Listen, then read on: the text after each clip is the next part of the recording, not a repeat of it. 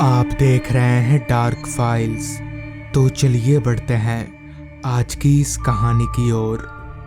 बस से उतरते ही सबसे पहले मैंने अपनी निगाहें हाथ घड़ी की ओर घुमाई तो वक्त हो रहा था रात के 8:45 का। बस से उतरने वाला मैं अकेला नहीं था, बल्कि इक्का दुक्का और लोग भी थे जो शायद इसी गांव के थे। मगर मैं पहली बार इस जगह पर अपने ऑफिस के काम से आया था, तो मुझे इस जगह के बारे में कुछ पता नहीं था। दरअसल इस गांव में मेरा काम मात्र 2 दिनों का था, तो बॉस ने मेरे रहने का इंतजाम इस गांव के ही एक डाक बंगले में कर रखा था। आज से पहले मैं कई डाक बंगले में रह चुका हूँ, मगर इस बार मेरे साथ कुछ ऐसा होगा इसका मुझे कोई अंदाजा नहीं था। खैर बॉस ने फ़ोन पर बताया था कि बस से उतरने के बाद किसी भी रिक्शा वाले को डाक बंगला जाना है बोलने से ही वो तुम्हें डाक बंगला पहुंचा देगा। इसी बात को मद्देनज़र रखते हुए मैंने पास ही में एक रिक्शा वाले से कहा, भैया डाक बंगला चलोगे? जिस पर उस रिक्शा वाले ने कहा, हाँ चलूँगा, मगर 10 रुपया भाड़ा लगेगा। जिस पर अच्छा ठीक है बोलकर मैं उसके रिक्शा में बैठ गया और रिक्शा वाले ने भी पैडल मारना शुरू कर दिया। काफ़ी अजीब सा गांव था, चारों तरफ घने जंगल, बीच में बना ये गांव मानो सारे जंगलों को पहरा देने के लिए बनाया गया हो। अब मुझे रिक्शा में बैठे करीब 15 मिनट हो गए थे, जिस पर मैंने उस रिक्शा वाले से कहा, और कितना दूर है डाक बंगला? इस पर उस रिक्शा वाले ने कहा, बस अब और थोड़ा ही दूर है साहब। रिक्शा वाला काफ़ी अच्छा आदमी था, भाड़ा भी उसने काफ़ी कम लिया था। अगर यहीं शहर होता तो इतना जाने के लिए कोई भी रिक्शा वाला 30 रुपए से कम नहीं लेता। खैर और 5 मिनट चलने के बाद रिक्शा एक बड़े से लकड़ी के दरवाजे के बाहर रुकी और साथ ही उस रिक्शा वाले ने कहा, लीजिए साहब, आ गया आपका डाक बंगला। मैं भी रिक्शा से नीचे उतरा और अपनी जेब से 20 रुपए का एक नोट निकालकर उस रिक्शा वाले को दे दिया और कहा, ये लो 20 रुपये रखो, 10 रुपये अभी के, और कल सुबह 10 बजे आ जाना, मुझे पोस्ट ऑफिस जाना है।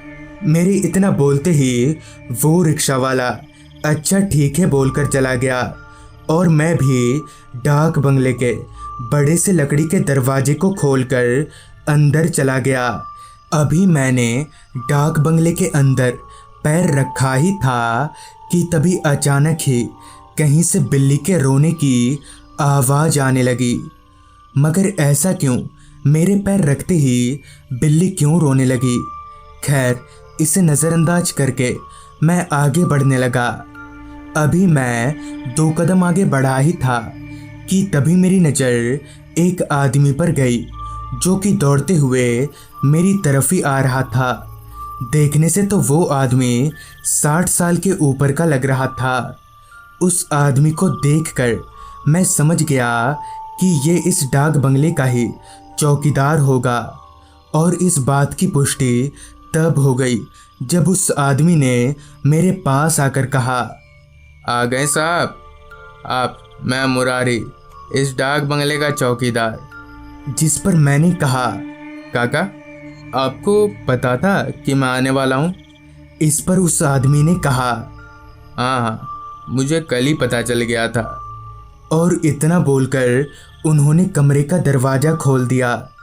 हर डाक बंगले की तरह ही ये डाक बंगला भी सेम था, काफ़ी बड़ा सा बाउंड्री जिसके अंदर लाल रंग के बने 2 कमरों वाला घर और एक बड़ा सा बारमदा। खैर काफ़ी गर्मी थी उस दिन, मैं पूरी तरह से पसीने में भीग चुका था, तो सबसे पहले मैंने अच्छी तरह से नहाया, जिसके बाद मुरारी काका ने खाना लगा दिया। खाना पीना हो जाने के बाद मुरारी काका ने कहा, साहब मैं यहीं डाक बंगले के पीछे रहता हूँ, रात को अगर कोई ज़रूरत पड़े तो आवाज़ दे दीजिएगा, मैं फट से आ जाऊँगा। और इतना बोलकर मुरारी काका चले गए। मैंने भी अपने कमरे का दरवाज़ा बंद किया और बिस्तर पर लेट गया। थक तो मैं काफ़ी गया था, क्योंकि बस में 12 घंटे का सफ़र तय करना कोई मामूली बात नहीं थी। तो नींद भी मुझे बहुत जल्दी ही आ गई। फिर जब अचानक मेरी नींद खुली तो मैं पसीने से भीग चुका था। हवा भी चलनी बंद हो गई थी, मानो चारों तरफ सन्नाटा ही सन्नाटा फैल गया हो। मैं दोबारा से सोने की कोशिश करने लगा। अभी मेरी पलकें भारी हो ही रही थीं कि तभी मुझे किसी के रोने की आवाज़ आने लगी, मगर इस बार आवाज़ किसी बिल्ली की नहीं बल्कि किसी इंसान की थी। ध्यान से सुनने पर पता चल रहा था कि ये आवाज़ मेरे ही कमरे के बाहर से आ रही है। पहले तो मुझे लगा कि मुरारी काका के घर का कोई रो रहा होगा, मगर फिर मुझे याद आया कि मुरारी काका तो यहाँ अकेले रहते हैं। मुझसे रहा नहीं गया। मैं उठकर बिस्तर पर बैठ गया और एकटक दरवाजे की ओर देखने लगा, क्योंकि रोने की आवाज़ दरवाजे के बाहर से आ रही थी। किसी तरह से बिस्तर पर से उठा और कमरे का दरवाज़ा खोलकर बाहर निकला तो ठीक मुझसे कुछ ही दूरी पर एक 10-12 साल की बच्ची रोई जा रही थी। उस बच्ची को देखकर मैं एकदम से सहम गया कि आखिर ये बच्ची आई कहाँ से। मैं चलकर उस बच्ची के पास गया और बोला, अरे बेटा, आप कौन हो और क्यों रो रही हो आप? पहले तो उस बच्ची ने कुछ नहीं कहा, मगर मेरे 2-3 बार पूछने के बाद उसने उस ओर इशारा किया जिधर सिर्फ अंधेरा और घने लंबे पेड़ थे। वो बच्ची और ज़ोर ज़ोर से रोते हुए उस अंधेरे की ओर बढ़ने लगी। मुझसे भी अब रहा नहीं गया। मैं भी उसके पीछे पीछे चलने लगा। थोड़ी दूर जाकर मैंने देखा कि बड़े बड़े पेड़ों के बीच एक कुआं है, और जैसे ही मैंने अपनी निगाहें ऊपर घुमाई तो मेरे होश फाख्ता हो गए। मैं ऊपर से लेकर नीचे तक पूरी तरह से हिल गया। दरअसल पेड़ पर एक आदमी फांसी लगाकर लटक रहा था। मुझे समझ नहीं आ रहा था कि ये आदमी और ये बच्ची हैं कौन। अब मैं काफ़ी डरने लगा था और डर के मारे मेरा पूरा शरीर कँपकँपाने लगा था। उस वक्त मेरे शरीर में खून की जगह पानी दौड़ रहा था कि तभी वो बच्ची कुएं के ऊपर खड़ी हो गई और इशारा करके बार बार उस लटकते हुए आदमी को दिखाने लगी और कुएं में कूद गई। उस बच्ची को इस तरह से कुएं में कूदता देख मैं भागकर उस कुएं के पास आया तो उस बच्ची के रोने की आवाज़ कुएं के अंदर से भी आ रही थी। ये सब देखकर पता नहीं मुझे क्या हो गया, जो मैं कुएं में कूदने के लिए भी तैयार हो गया। अभी मैं कुएं में कूदने ही वाला था कि तभी किसी ने पीछे से मुझे पकड़कर खींच लिया। मैंने जब पीछे मुड़कर देखा तो मुरारी काका थे, जो मुझे पकड़कर बार बार यही कहे जा रहे थे, क्या कर रहे हैं साहब आप, चलिए यहाँ से। मैंने जब दोबारा पेड़ की तरफ देखा तो वहाँ कोई नहीं था और उस बच्ची के रोने की आवाज़ भी बंद हो चुकी थी। मगर ये कैसे हो सकता था? मुरारी काका मुझे पकड़कर कमरे के भीतर ले आए। मैंने पूरी बात मुरारी काका को बताई, जिस पर उन्होंने कहा, आज से 2 साल पहले एक आदमी और उसकी 10-12 साल की बच्ची इस डाक बंगले में रहने आए थे, मगर ना जाने उस आदमी के मन में क्या चल रहा था, जिस कारण उसने आधी रात को उसी पेड़ पर फांसी लगाकर मर गया। फिर जब उसकी बच्ची ने अपने पापा को पेड़ से फांसी लटका हुआ देखा तो वो काफ़ी डर गई और डर के कारण कुएं में कूद गई। तब से उन दोनों की आत्मा हर रात इसी जगह पर भटकती रहती है। उस रात मैं सोया नहीं। मुरारी काका से बात करते करते सुबह हो गई। जिसके बाद मैंने वो डाक बंगला छोड़ दिया। उस रात को मेरी जान बच गई, मगर आज भी उस डाक बंगले की बात सोचकर मेरी रूह कांप उठती है। तो दोस्तों, ये थी आज की कहानी। अगर आपके पास भी ऐसी ही कोई कहानियाँ हैं तो हमारे साथ ज़रूर शेयर करें। तो मैं आर्यन जल्दी ही मिलूँगा आपसे ऐसी ही एक कहानी के साथ। प्लेटफॉर्म पर बैठे बैठे बस मुझे अपने पापा की ही चिंता हो रही थी, जिस कारण मेरा इधर उधर कहीं पर भी मन नहीं लग रहा था। दरअसल आज दोपहर को जब मैं ऑफिस में था तो मेरे फ़ोन की रिंग बजी। मैंने जब फ़ोन देखा तो उस पर गांव से कॉल आ रहा था, तो मैंने तुरंत फ़ोन रिसीव किया तो सामने से मेरे छोटे भाई ने कहा, भैया आप जल्दी से घर आ जाइए, पापा की तबीयत कुछ ठीक नहीं है। भाई की ये बात सुनकर मैंने तुरंत ही अपने बॉस से बात की, तो काफ़ी दिनों से छुट्टी ना लेने के कारण बॉस ने भी मुझे जाने को कहा। तो उस समय मैंने जब अपनी घड़ी में वक्त देखा तो शाम के 4 बज रहे थे, जिस पर मैंने अपने मन ही मन में कहा, अगर मैं जल्दी जल्दी सारी तैयारी करूँगा तो 7 बजे वाली आखिरी ट्रेन मुझे मिल जाएगी। असल में मैं 2 सालों से यहाँ रेंट पर रहकर इस ऑफिस में काम करता हूँ और मेरा सारा परिवार गांव में रहता है। खैर, ऑफिस से निकलकर मैं जल्दी जल्दी अपने भाड़े वाले घर पर गया और गांव जाने की तैयारी करने लगा। सारी तैयारी करके ठीक 6 बजे मैं नज़दीकी स्टेशन जाने के लिए अपने घर से निकला और 6:30 बजे तक स्टेशन पहुंच गया और अभी प्लेटफॉर्म पर बैठकर अपनी ट्रेन का इंतज़ार कर रहा हूं। करीब आधा घंटा और इंतज़ार करने के बाद ट्रेन प्लेटफॉर्म पर आकर लग गई, तो मैं भी ट्रेन में चढ़कर बैठ गया।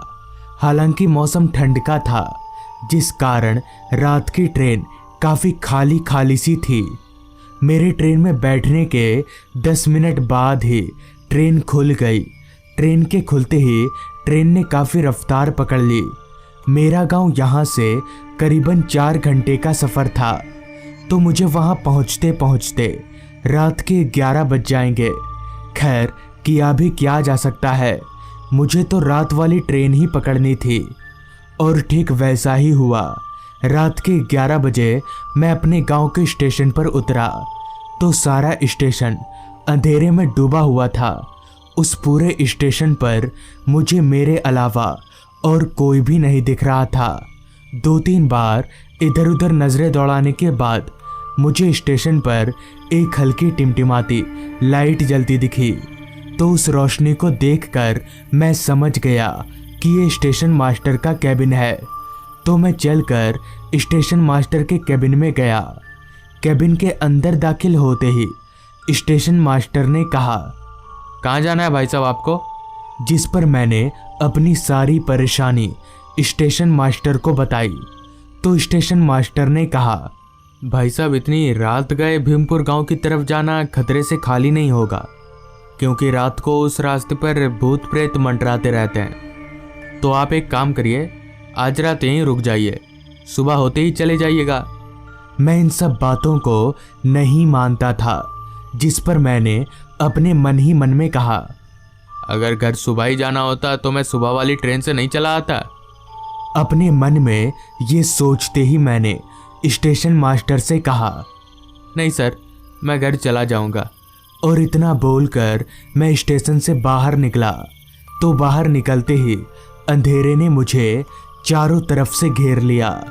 घना अंधेरा और चारों तरफ फैले सन्नाटे को देखकर मैं समझ गया कि 2 सालों में गांव जरा भी नहीं बदला। यहाँ से मेरा घर करीब आधे घंटे का सफ़र है, तो मुझे अभी काफ़ी पैदल चलना पड़ेगा, जिस कारण मैंने अपने चलने की रफ्तार बढ़ा दी। काफ़ी ठंड का मौसम होने के कारण पूरे रास्ते पर बस कोहरा ही कोहरा फैला हुआ था। मैं टॉर्च तो लाया नहीं था, जिस कारण चांद की हल्की रोशनी में मुझे जितना भी दिखाई दे रहा था वो सब कोहरे के कारण धुंधला धुंधला सा दिखाई पड़ रहा था। सन्नाटा पूरे माहौल में इस कदर छाया हुआ था कि मेरे पैदल चलने की आवाज़ भी मुझे साफ साफ सुनाई पड़ रही थी। बीच बीच में आ रही रात कीड़ों की आवाज़ उस पूरे माहौल को और भी ज़्यादा सुनसान बना रही थी। कुछ दूर चलने के बाद मैं एक कच्चे रास्ते पर पहुंचा, जिस रास्ते के दोनों ओर बस लंबे लंबे पेड़ ही थे, जिस कारण चांद की हल्की रोशनी भी उस रास्ते पर नहीं पहुंच पा रही थी। अभी मैं उस रास्ते पर आगे बढ़ ही रहा था कि तभी रास्ते के किनारे झाड़ियों से अचानक ही एक आदमी हाथ में लालटेन लेकर निकला और मेरे आगे आगे चलने लगा। उस आदमी को अचानक झाड़ियों से निकलता देख मैं काफ़ी हैरान हुआ कि आखिर वो आदमी वहाँ क्या कर रहा था। उस आदमी ने लालटेन को इस कदर पकड़ रखा था कि उस लालटेन की रोशनी मुझे भी मिल रही थी, तो मैं भी उस लालटेन की रोशनी के सहारे आगे बढ़ने लगा। मगर काफ़ी ठंड होने के कारण उस आदमी ने अपना पूरा शरीर एक चादर से ढक रखा था, जिस कारण मैं उस आदमी को नहीं बल्कि उसकी चादर को ही देख पा रहा था। कुछ कदम ऐसे ही चलने के बाद मुझे ऐसा लगने लगा कि ये आदमी मेरे कदमों के साथ ही साथ अपने कदम बढ़ा रहा है। तो इस बात का पता लगाने के लिए मैंने अचानक से अपने कदमों को रोक लिया, तो मेरे ऐसा करते ही वो आदमी भी एकदम से रुक गया। उस आदमी की इस हरकत को देखकर मैं काफ़ी हैरान हुआ, जिस पर मैंने उस आदमी से कहा, भाई साहब कौन है आप? लेकिन मेरे ये पूछने पर भी उस आदमी ने कोई जवाब नहीं दिया, बस जोर जोर से हंसने लगा। उसकी हंसी मुझे कुछ जानी पहचानी सी लग रही थी। कुछ देर गौर करने के बाद मुझे पता चल गया कि ये और कोई नहीं बल्कि मेरे गांव का दोस्त विपुल है। तो मैंने उस आदमी से कहा, अरे विपुल तू है क्या? मेरे इतना बोलते ही वो आदमी मेरी ओर पलटा और अपने लालटेन को अपने चेहरे के करीब ले गया। फिर जब मैंने उसका चेहरा देखा तो हाँ, वो विपुल ही था। मैं विपुल को देखकर काफ़ी खुश हुआ और उससे पूछा, विपुल तू इतनी रात गए यहाँ पर क्या कर रहा है? इस पर विपुल ने कहा, कुछ नहीं यार, बस ऐसे ही। जिसके बाद हम दोनों वापस से आगे बढ़ने लगे। कुछ दूर आगे बढ़ते ही हमें रास्ते के बीचों बीच 3 आदमी बैठे हुए दिखे। उन्होंने रास्ते को इस कदर घेरा हुआ था कि ना तो कोई आगे आ सके और ना ही कोई जा सके। उन तीनों आदमियों के करीब पहुंचकर हम रुक गए। तो इतनी रात गए ये तीनों लोग रास्ते को घेर कर क्यों बैठे हैं? अभी मैं ये सोच ही रहा था कि तभी मेरी नज़र उन तीनों के चेहरे पर गई। तो उनका चेहरा देखकर मेरे होश उड़ गए और मैं ज़ोर ज़ोर से कांपने लगा, क्योंकि उन तीनों का चेहरा पूरी तरह से जला हुआ था और उनकी आंखें सफ़ेद चमक रही थीं। ये देखकर मैं समझ गया कि ये तीनों इंसान नहीं बल्कि भूत हैं। इससे पहले कि मैं विपुल से कुछ कह पाऊँ, उन तीनों भूतों ने हम पर हमला कर दिया। तो विपुल ने चिल्लाकर मुझसे कहा, आदित्य तू भाग, मैं इनको देखता हूँ। मैं वहाँ विपुल को अकेले छोड़कर भागना तो नहीं चाहता था, मगर विपुल के बार बार कहने पर मुझे भागना ही पड़ा। जिसके बाद मैं भागता हुआ अपने घर पहुँचा और घर वालों को पूरी बात बताई। इस पर घर वालों की बात सुनकर मेरा सर एकदम से घूमने लगा, क्योंकि मेरे छोटे भाई ने कहा, यह कैसे हो सकता है? मैंने तो आपको बताया ही नहीं कि विपुल भैया को मरे तो 2 दिन बीत चुके हैं। ये सुनकर मैं समझ गया कि वो विपुल नहीं बल्कि विपुल की आत्मा थी, जो आज मेरी जान बचाने के लिए आई थी। तो दोस्तों, ये थी आज की कहानी। अगर आपको ये कहानी अच्छी लगी हो तो चैनल को ज़रूर सब्सक्राइब कर लें। तो मैं आपका दोस्त आर्यन जल्द ही मिलूँगा आपसे ऐसी ही एक कहानी के साथ।